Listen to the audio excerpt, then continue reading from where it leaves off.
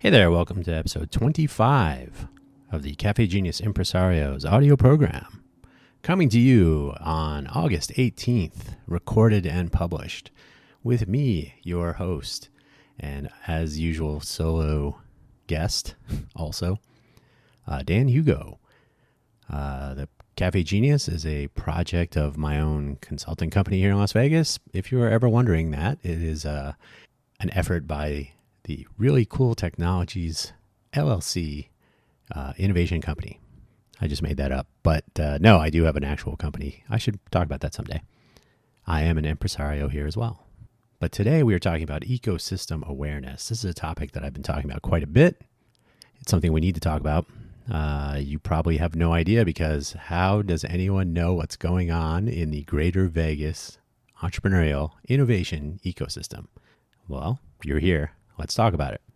It's funny, the words municipal, community, communication, they all have the word muni, or the probably Latin root, muni, M-U-N-I.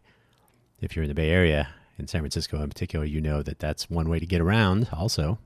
But communication in a community, amongst communities, in a municipality, these are all worth looking at because my opinion and the opinion of others, we do not do it well in our smart city, the greater Vegas area. Smart city, you can say Las Vegas. No one in the world knows where Las Vegas city boundaries are, so we'll just treat the smart city concept as addressing the greater Vegas area, which the world knows is mostly the Strip, but some other parts too. So let's talk about communication, discovery, and elevation. So what am I talking about here? In order to participate proactively and hopefully successfully in our ecosystem, and I have talked about ecosystem before. It's all of the parts in which, say, the multiple communities that are here are able to thrive, if they're able to thrive. It's the various resources and, it's the resources that are available to enable that. So communication within the ability to discover new, relevant, interesting activities, meetups, new companies, new funding sources, new accelerators, new educational outlets, etc. The ability to discover these things is critical. And elevating these things so that they are discoverable, so that people can communicate and participate and partake. These are all important. Unfortunately, in a world where social media rules, Las Vegas is no better. The city of Las Vegas, for example, which is very bad at this, relies entirely, very heavily on LinkedIn. I've already done an episode specifically on LinkedIn and how it is part of the problem, which I believe it is. A lot of this is my opinion, but it's a studied opinion, so take it for what you will. So if we rely entirely on social media, which many people do, then that is how people discover meetups, for example, meetup.com, eventbrite.com, maybe LinkedIn events, maybe Facebook events, maybe Slack events, maybe Discord events, maybe other websites, maybe the awful, horrible network.vegas, tech.vegas, create.vegas, the even less useful vegastechnology.com. These are all silos. I've talked about already Conway's Law and how building silos to connect silos doesn't work. So we have repeating over and over the same problems. We have the quest for some awareness of what's happening, relying on social media not relying on informing you. They rely on getting your eyeballs, your attention, and your clicks. So there's no motivation to, allergies, and today is raining, so I will apologize now. So the tools that we rely on do not rely on us for anything other than attention and clicks. So they are not purpose-built to serve their users. They're purpose-built to serve their advertisers and investors. That's an old trope. Everybody knows it. But we continue to rely on third parties to communicate, to elevate our ecosystems, and so on. And so we suffer the consequences, which is a lack of awareness. How many times have you seen an event, a piece of information of some sort on Instagram, which has suddenly now become a news website, Twitter, which I guess used to be a news website. Now who knows what it is and what it's even named. No, I'm just making fun. It's, of course, X. The double struck X logo says it all. That's a Unicode character, by the way. You can find it in your Unicode character tables. So we rely completely and totally on third parties to get information, and brand awareness is handed over to others. I've always been, for as long as I can remember, a fan of, a proponent of, a supporter of, and in fact, I've taken to almost yelling about it, that we should return to self-publishing, owning your own brand. If you have a company and you don't have a website, you rely entirely on Instagram or Facebook or YouTube, and then you are dismayed when you are demonetized, unboosted, shadow banned, or maybe you just don't have the favor of the algorithm. If you use LinkedIn and you aren't tagging and tagging people and putting the right number of hashtags and not linking off the site and not posting the right number of characters in your post body and not posting the right number of times per day, per week, who will see your posts? Fewer people than you'd hope. And well, I won't harp on LinkedIn already. I've already done this in our previous episode. But the fact is, communicating, discovering, elevating, these are things that we should take ownership of as a smart city. And again, smart city applying to the greater Vegas entrepreneurial innovation ecosystem, not just the city of Las Vegas. Let us hope not. Email is always going to be around. So email lists are kind of coming back into favor, I suppose.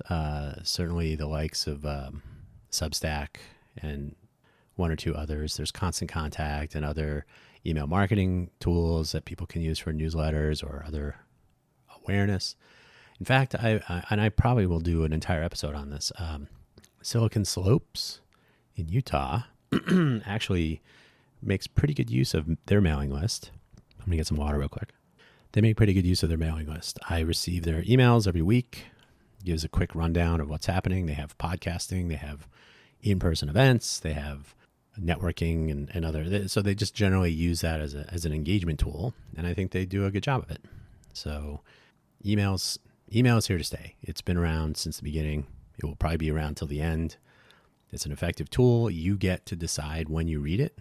It's not algorithmic, unless you're using Gmail and it decides to stick the email in your spam folder. That's always a problem.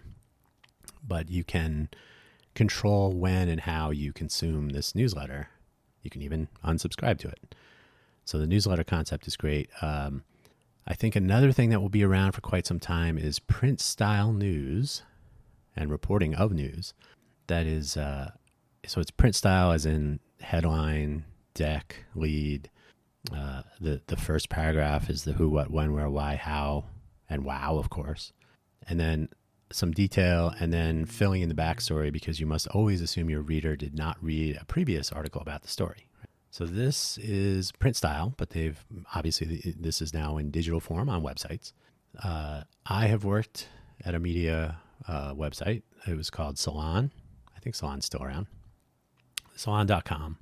And most media companies are the same. They think in print and they put it on web pages. This is not awful, but it is a legacy that can leave a lot on the table. So we'll talk about that soon, today. So likes and shares, that's all we need, right? How often do you post something on social media and then you check back, or you look at analytics if they provide them, and you see what your engagement is, how many likes, how many shares, how many views, comments, of course. And as we always say, please like, share, subscribe, comment. It helps us with the algorithm. So we're feeding an algorithm. So you must always post things that are shareable and likable. And you must, of course, have many people following you so they'll even see your content and so on. So it's become a matter of feeding the tools, not using the tools. Yes, I have strong opinions on this. And I should point out, by the way, I used to work at this browser company. You may not have ever heard of it, Netscape. And I was around for some of the early days when people were self-publishing and there was no such thing as likes and shares and all this. And I have seen firsthand when people self-publish and when they are able to be discovered, if they post interesting things, people visit their websites and tell their friends about it. So the mechanisms have been commercialized, but the practice and the notion of sharing interesting things is still around. It's not going anywhere. That's how the world works. But, and I think it was, I can't remember the movie. It's the family superhero animation. I'm totally forgetting it. But there's a quote from the villain, and I'll paraphrase it here. If everything is liked and shared, nothing is. I know myself, I see tons of noise on LinkedIn. I've been backing away from it slowly. I just recently had my 20-year anniversary as a product of the platform. The utility of LinkedIn has gone nowhere but down monotonically over time. It's a tremendous disappointment, but it is a necessary evil, as people often say, and they're mostly right. That will never change if nobody ever changes it. So I'll get off that soapbox for now, but the noise on LinkedIn and certainly on less purpose-built, I mean, at least LinkedIn is focused somewhat on the Facebookification of professional engagement. A lot of pontification, more and more inappropriate, not really meant for the venue content, but that's the way it is. The noise, though, is leading to invisibility. That means you must always feed the algorithm or your post will never be seen. Even if in the LinkedIn universe you have a bunch of followers on your company page, unless you follow the algorithm rules, they may never see what you're posting because algorithmic feed generation does not favor your followers seeing your content. And this is a Facebook thing as well. So it generates revenue. It forces engagement on the publisher side. It's the way it is. So as there's more and more noise, you must always fight to stay above it, even though some of your audience, and these are in the example for this, the context of this audio program, these are people who you are trying to reach in your local community. It's not always, well, it may be about selling, developing clients and leads, maybe real estate or consulting services or actual products. Maybe you're a coffee shop or maybe you're a restaurant or whatever the case may be. So there's that engagement with your customers, which you shouldn't be handing over to LinkedIn or Instagram anyway. Those should be tools, but not primary points of engagement, right? There should always be a brand website that you own with authoritative information that will always be there. It won't be algorithmically rejected, search engines notwithstanding. But you, when you rely on these brands to communicate, to discover, when you say, oh, I always check Instagram to see what's happening in the Greater Vegas ecosystem, you will see a dramatic subset, and you have no control over that. It's whatever you get to see. So that's, unless you manually go find. I mean, it'd be great if you could generate your own feed. So if you bookmark, if you're using the web view, the browser use of Instagram is still supported somewhat. So you can create your own bookmark list. If you're a fan of RSS, I don't believe Instagram, I don't think they ever supported RSS. YouTube does, strangely enough. So you can generate your own set of things that you not only could follow in their scheme, but you can also follow yourself with proactively bookmarking and then visiting different profiles and different page content. So this is extra effort, and the world, I would argue, is forgetting these things, handing over not only the publishing but the consumption to social media platforms that would like to profit from this very, very dubious utility that they offer. So are they good stewards of your brand? I doubt it. I mean, I would say no, but your mileage may vary. But you always must keep up with the latest algorithmic changes across platforms. And there are people who make good money taking that work from you so that you can focus on your own business and client relations and so on. So it's another full-time job in a marketplace that is, in my view, devolving into madness. Certainly a lot of noise. trends and billionaire whims. That's what you got to deal with. So let's look at a case that I am wrestling with now. So this is a little bit self-serving, but it's important to realize that it's not my thing that I'm talking about here. It is for the communities that are innovative and would like to participate in this event. So we, Greater Vegas, are thinking that we're going to be an innovation hub. That means I'm just saying we generically, would like companies and startups and new notions and all manner of innovation to move to Vegas and to set up shop here and execute their ideas here in our oasis in the desert. And so a lot of social media messaging is spent on this, on a lot of headline celebration. The articles themselves not as interesting, but who reads articles when you can just read a good headline, right? So if we fancy ourselves to be an innovation hub, then we would hope that we have a culture of innovation to back that up. We cannot use social media silos to communicate this because social media silos are not about that purpose. They are about eyeballs. So they don't really care if they're reaching the audience you would like to reach to get the word out about things like innovation and your latest startup and a new concept that you're developing. Maybe you'll get coverage in some vertical media. Like if you're opening a restaurant, you'll get Eat Las Vegas or Vegas Eats. I can't remember. There's a few. You'll get Al Mancini.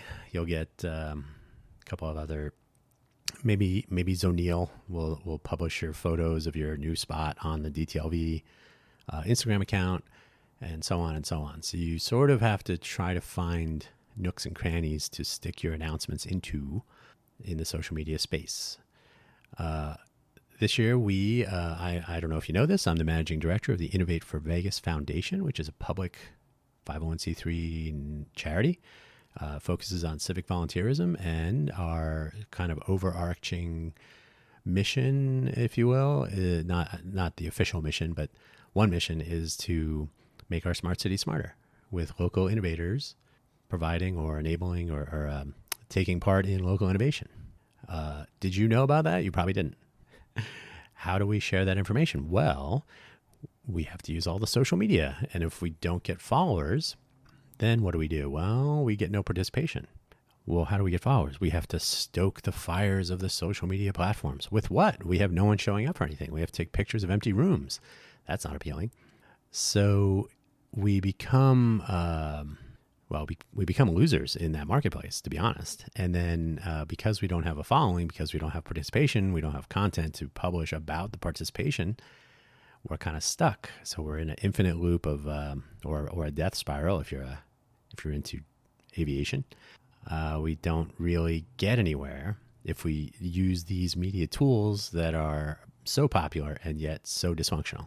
So we are participating, though, in the largest hackathon in the world. So Innovate for Vegas Foundation, public charity, facilitating the Las Vegas edition, the event for our locality, the largest hackathon in the world, the NASA, the people with the rockets, NASA International Space Apps Challenge. This is the largest hackathon in the world. It's occurring in, I want to say, like 400 plus cities. And not in the U.S., mostly in other countries. A lot of people in India, a lot of people in Africa, a lot of people in Europe, I don't see anybody in China, but a lot of people in Asia. Not as many people in the U.S. As I am speaking today, the Las Vegas event has 3 people signed up. The guide for our future, the city we worship as though it is the answer to all questions. Silicon Valley has... today, I think it was 57 people signed up, 56 maybe. Why? Because they have an innovation culture. So how do we reach people who don't even know we're having this, who might be interested? Well, that's a good question. The answer, I think, is to hope that people will share on their social media because they might have followers. Maybe they'll tell their friends. Here's a fun fact. In order to participate, we need to have a certain number of people participating. So if we don't reach some sort of a reasonable minimum, like about 25, there's simply no reason to have the event here and we'll cancel it, right?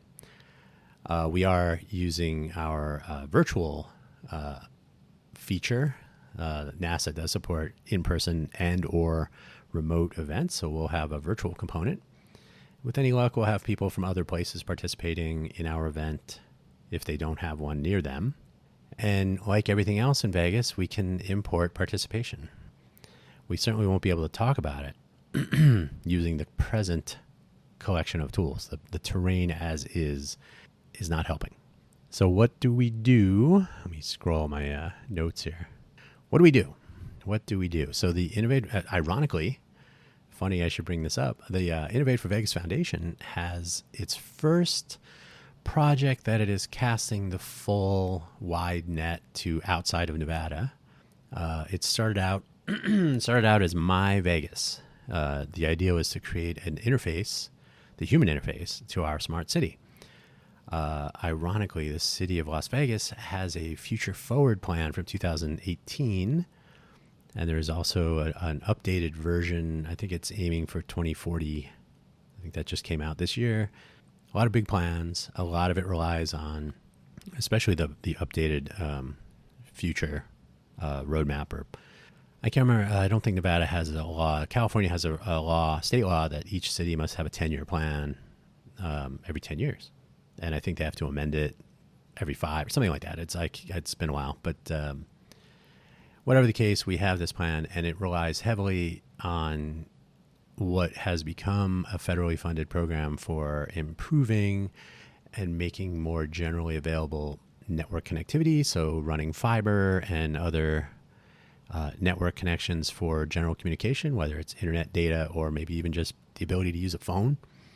I don't know if 5G or later towers are included in that plan. Probably.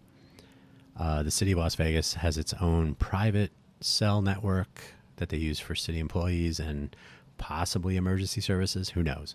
I cannot remember what the acronym is. It's like CNP something. Anyway, so cell network private service, maybe CNPS, something like that. So some of the sort of core fundamental components are filling in, but at the same time, that future forward plan has an application which I hesitate to even mention here. It's called Go Vegas, and don't confuse that with the network services offered in and around downtown Las Vegas, which is also Go Vegas. This is an application that you can install onto your mobile device from your favorite app store, one of the two. So if you're running a Windows or some other device, you're out of luck. So these apps were developed apparently 10 years ago, and there are almost no downloads according to the Android Play Store. I did not check the Apple iPhone Store. It's a horrible application. It's not really useful. It checks a box. That's all it does. So not great. So my view and the reason for the existence of Innovate for Vegas Foundation is to connect people who want to innovate in this space, as in making our purpose, by the way, and I know I'm crossing over to, I have an entire other show called Let's Innovate for Vegas, which is all about innovation. But the purpose of the Innovate for Vegas Foundation is to enable and encourage ideation, innovation, and implementation of anything, we don't specify what, to make our communities better, right? Fairly generic. That means sometimes coding, sometimes not coding. Not everything is an application. In this case, though, the Go Vegas, well, that's not even an application either, barely. It doesn't really help anything. It's the illusion of utility, but not reality.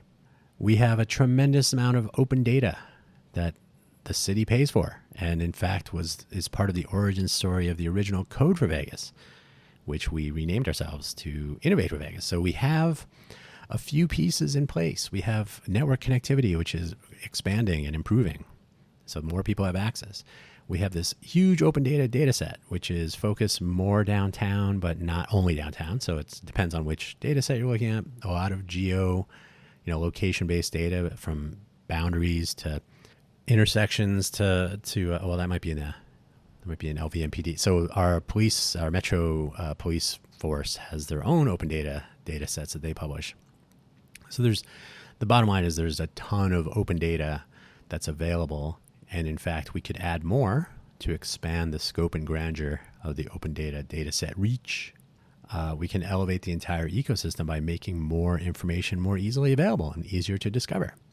We can make use of modern tools. We can use maps, 2D, 3D. We can publish data in standard formats. We can use schema.org markup. We can make use of, though I would like to see eventually deprecated use of, RSS feeds. We can collect a directory of everyone in the greater Vegas area who is publishing content along the lines of this podcast, anybody who's a podcaster, anyone who's generating YouTube content. We can actually create a directory of content that is relevant to our area. Make sure people can see it. You should be able to find Norma Helly, however she pronounces her name, either way. I like her content. It's fun. I think today I saw something about some restaurants that she's reviewing. There are various other people. Jacob's Life in Vegas, I think it is. The Not Leaving Las Vegas guy. Various other people who visit Las Vegas and view the tourist side of things. You'll notice I haven't mentioned anyone talking about entrepreneurialism and innovation, but that has to change. And how will you even know if those exist? Well, you have to be following the right person on LinkedIn who will mention it or like and share it. Well, let's get rid of that. Let's make it so that you can find out what's going on in the greater Vegas area that is not paving the strip or tearing down the Trop or having your catalytic converter stolen or any number of other things that get unrelenting coverage in the news.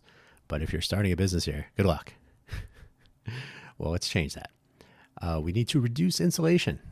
We already have insular communities. This was pointed out by a third party, Mo Collins. We did a podcast with her a couple months ago now. She wrote a report paid for by the GoEd, by EDAWN up in Washoe County. And I think LBGEA was also in there. But so various supporters financially and otherwise of this effort. She has a nice 101-page report. We talked about it in that episode. Communication, central, not centralized, but a place to go to discover, like on a calendar or similar. Personally, I'm a fan of. In fact, one of our other projects is called Smart Social.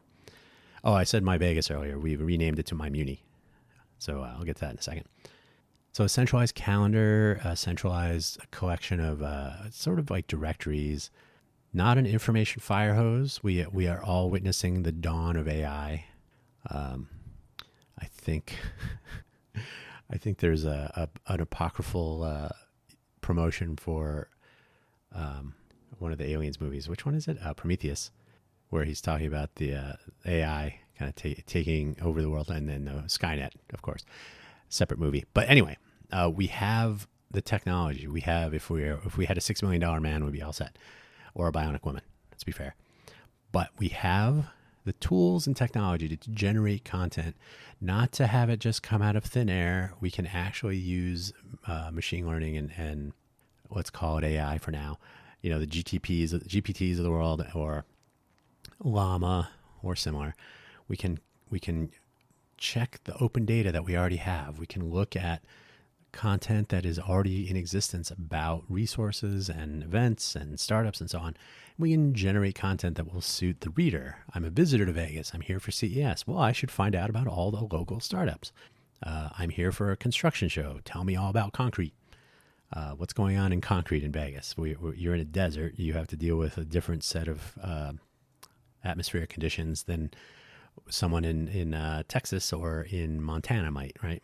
So being able to take maximal advantage of your visit here to our smart city should include a user interface for someone visiting that is going to help them, and help them indeed if they are trying to get around the city, especially if they're using or being used by our public transit system. So all these components that we can work on are an effort to make our smart city smarter. And one of the outcomes of that will be awareness and discovery, so that people who are trying to conduct business here, whether it's your coffee shop or whether it's your consultancy or whether you're building a new product, hardware, software, biological, who knows? Could be, bio as in like biotechnology, not, hopefully nothing. Don't be running CRISPR and setting it loose on the strip or anything, right?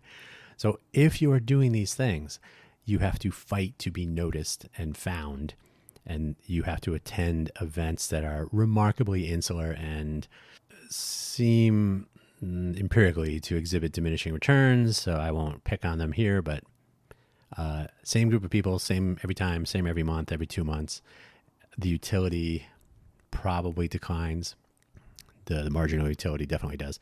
So the time spent on chasing these tools, these algorithms, these sort of minimally viable gatherings don't help you. You're only reaching the same people over and over. You can determine that yourself. I don't have to comment further on that. You can give it a good think. And what do you get when you cannot communicate with people other than through the existing awful channels, through a collection of likes and shares and whatever comes of it? So the idea, especially as our destination city, hosting some 40 million visitors every year, according to the Las Vegas Convention and Visitors Authority, is to make it easier. I always say make it easy and then make it easier for people who live here, people who are trying to conduct their entrepreneurial innovation endeavors in our ecosystem, people who are visiting here. Give them an opportunity to learn from many people, many cultures, and many social norms. I was going to say many norms, but I don't want you to think this is Cheers. We should be able to take advantage of all this difference that we encounter. They come to us. They come to our destination city. Our innovation destination could make, I don't want to say make use of people, but this fabulous diversity that comes to our door every week, every day, but certainly every week, every weekend, trade shows and whatnot. We can engage with people. We can show how a smarter smart city could function given all this diversity. We can ignore everything just has to be in English and Spanish because of census data. 40 million people speak other languages, and we can actually tailor our content. We can actually look at what are people trying to find, where are they trying to go, what are they trying to learn, who are they trying to talk to. Are they doing it in English and Spanish or other languages? The web, the internet has addressed this already. We should too. And finally, we should be able to talk. We should be able to walk the walk. We talk the talk. If you look on LinkedIn, every time there's a favorable headline about thousands of businesses moving from California to Las Vegas, every time you see that our net influx, I want to say it's 1.34% or 134. So 134 in, 100 out. So net 34. Those are fine. Those are the headlines you will see. You will not see things like, oh, it's impossible to hire people here. It's impossible to find talented individuals who want to take part in the business I just moved or started here. Moved to Vegas. If the notion is to import talent from other places and to hope that the innovation culture that we lack today is going to be somehow augmented, replaced by importing talent, well, then we suffer gentrification and we suffer the risk aversion that comes from, should I move to Las Vegas with my family perhaps to work with my employer, work for a company, or to start my own, given that if my company fails, if I get laid off, if my family has children in it and they need to attend school, is the school striking? Are the teachers happy? Is everybody on the same page as far as education? You can look at, and I am not a teacher. I don't work for CCSD. I do know that education is hard. I do know that Nevada doesn't always rank so well. And I know I've talked anecdotally to individuals who have moved here to the greater Vegas area over the years, not this year, who then lament that their children are having a hard time in school. They're like, this is not what I was hoping for. I don't have any kids. I don't have any kids attending school, so I don't know myself. These are anecdotes. Could be wrong. Bottom line, though, there are plenty of people here. There are people here who claim they want to be innovators. Do they even know about things like this NASA International Space Apps Challenge? If not, why not? Did they know that the Becker Tech Center had a hackathon a couple weeks ago? No, because nobody showed up. Did they know that we've had a monthly hackathon every month for the last year and a half at the International Innovation Center downtown? Probably not. How do we discover things? We hope that people notice. Perhaps if we had a baseball stadium that we were building, that might get some attention. Trying to get the word out about the Space Apps Challenge. Local media is only interested as the event is about to take place. Of course, if you never tell anyone about it and they don't know about it and nobody participates, the event will not take place. So a vicious circle there. Solipsism needs to give way to sort of an altruistic view, the it takes a village notion. It takes a village to talk to each other, to know what's going on. We need beehive mentality. We need to have people wandering around doing the bee dance so that everybody knows where the flowers are, right? So the new platform that Innovate for Vegas is going to work on will invite participation from others outside of Nevada to try to develop a new way of sharing information at community or municipal scale. So I mentioned the project used to be called My Vegas. It will now be, or it's been renamed already, to My Muni. Is it my community? Is it my municipality? If you say my city or my town, you're sort of suggesting that it's the scope is town or city. My Muni could be much more generic, and it could even be just my communication. Sharing information using modern tools, like I said, maps, timelines. I shouldn't have to read 25 articles with a paragraph or two of new information in each, and then the rest is backstory. I should be able to follow a story, not finding a familiar headline. Often you'll see, woman who left her child by the side of the road arrested, and then her court case. They make these familiar references. We could be mapping. We could be collecting more open data. Like I said, we could be making it visible to people. Let us hope we do not have another public health issue coming up. Some parts of the U.S. today are seeing an increase in that classic novel virus from 2019. Who knows? Who knows what could happen there? But without a reliable news source, we're left with anecdotes found on social media. And somewhere amongst the noise, we can talk about our local entrepreneurial innovation ecosystem and hope for the best. And we don't always get it.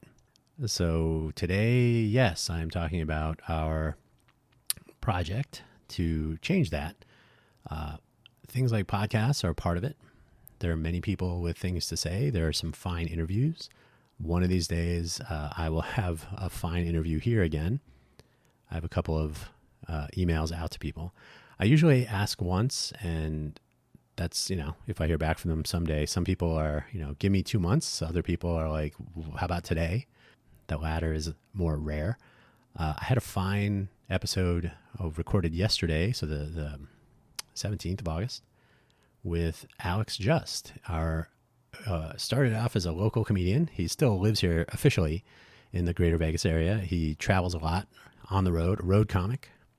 He will be helping out at our hackathon to entertain the troops, assuming we have participation, and this being Vegas, actual stand-up comedy regarding innovation, space, hackathons.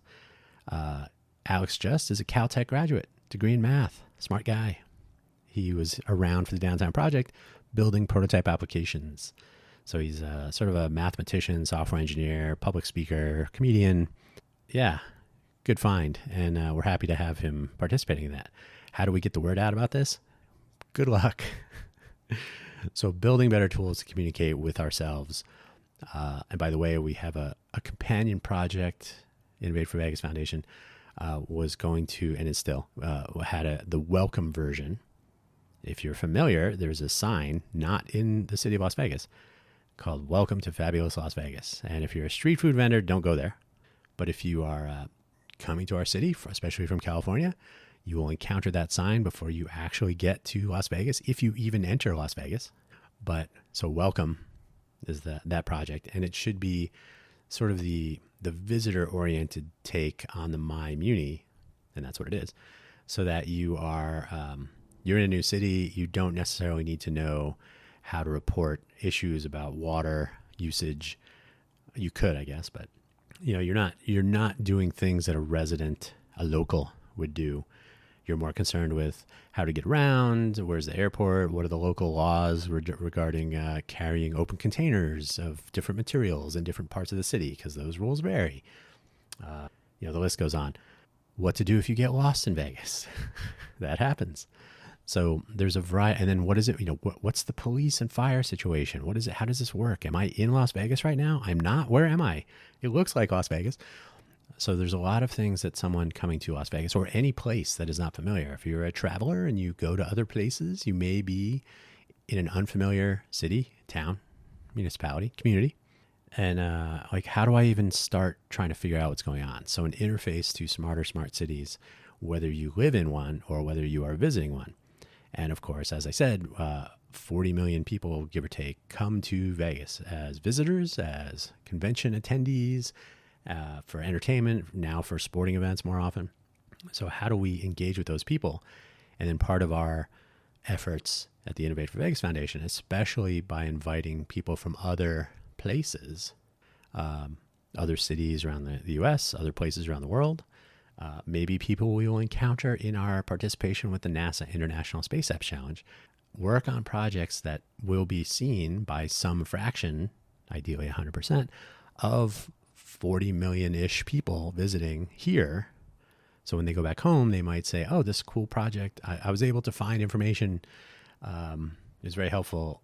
Oh, it was powered by the Innovate for Vegas Foundation, and here are the people that enabled that. Or, in a city near you, there, the marketing and the messaging will be TBD, because it'll be collaboration between multiple people. But innovating for Vegas, you don't need to innovate in Vegas.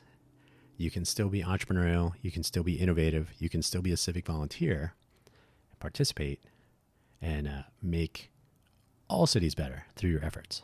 Make things a little bit better for everybody. And that's mostly what open source does anyway. So with some politics injected, that's another episode entirely.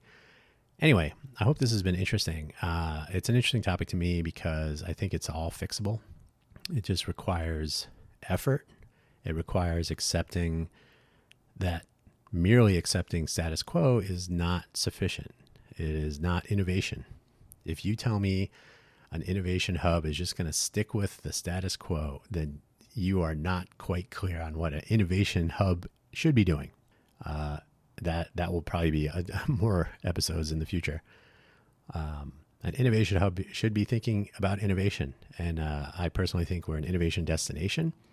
Even more reason to be creative with so many people coming here from other places and then going back home or going back to yet other places. They should be able to think, oh, you know what? The greater Vegas area did some interesting things, some things that were unexpected, things that worked, maybe things that didn't work, but they tried them. They were being innovative. And look at all these people locally and remote. They're making remote development work. And everybody's always welcome to come to Vegas either way. We can collaborate in person or remotely, whatever the case. I'll leave it there for today. You have been listening to the Cafe Genius Impresarios audio program. I have been your host and solo guest, talking to myself, Dan Hugo.